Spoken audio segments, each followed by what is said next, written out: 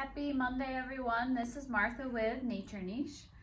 This week I want to start a wild bird feeding series. So I'm going to cover some basic information about the primary types of bird food this week.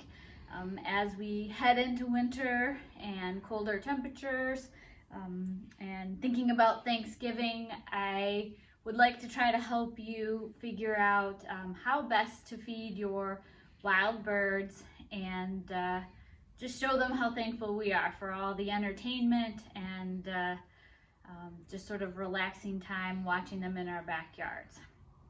So big picture, feeding our wild birds quality food is very important, as is providing a source of water, especially in the winter, and planting native plants in our backyards. Those provide shelter and nesting materials and seed and fruits, as well as supporting local insects, native insects throughout the growing season. So big picture, those are the main things we can do.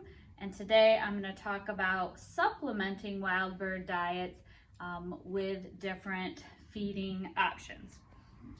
So the most important thing you can offer your wild birds would be black oil sunflower seed. So studies have shown that it attracts the most number of bird species to your backyard. It has a very high meat to shell ratio, and it's nutritious. It's high in fat content. It has thin shells. It's relatively small. So I'm talking about these dark black seeds here. And even the small birds can fairly easily crack the shells and handle those seeds.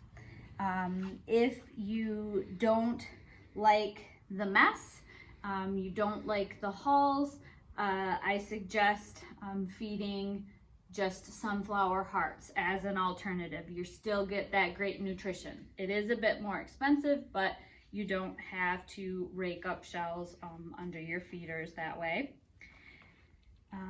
And also I really recommend that you choose mixes that are high in sunflower seeds. So this is my Martha's Midland Songbird, and I worked with bird feeding experts to develop this mix for birds in our area. But basically across North America, high black oil sunflower seed content is a great thing to look for in your mixes. If you buy mixes that have a lot of the ingredients that the birds will, avoid, so they'll preferentially choose the sunflower hearts and sunflower seeds, and leave behind things like milo and oats and wheat, flax and buckwheat seeds. And those things left behind can foster the growth of mold and bacteria, which isn't healthy for our birds. You definitely get what you pay for with different seed mixes. You want to look for quality ingredients, that high proportion of sunflower, and watch out for the nasty fillers in those less expensive bird seed mixes that just add weight, no nutrition for the birds, or might even be harmful to your backyard birds. And so black oil sunflower and sunflower hearts will attract things like cardinals and grosbeaks, chickadees, titmice, nuthatches, sparrows, blackbirds, jays, as well as woodpeckers and doves. So you can look forward to watching all of those things by feeding this basic type of bird food. Secondly, I wanted to mention peanuts. You can offer them raw in the shell, or as peanut splits, or even finer chips. And peanuts should always be unsalted when you're feeding wild birds, and they're a great high energy because they have they're a really great source of protein and fat for feeding wild birds. And so if you feed peanuts, you can hope to attract woodpeckers, jays, nuthatches, titmice, as well as squirrels and chipmunks. So if you choose not to feed the mammals, make sure you set up bird feeding stations to keep your peanuts for the birds. And we'll talk a little bit more about that in future posts. So thirdly, I want to talk about suet, or suet mixed with other things like peanut butter. But suet is basically beef fat. You can get it from your butcher, local butcher, or you can buy commercially available suet cakes, where they're often mixed with other seeds, mealworms, pieces of fruit, things like that.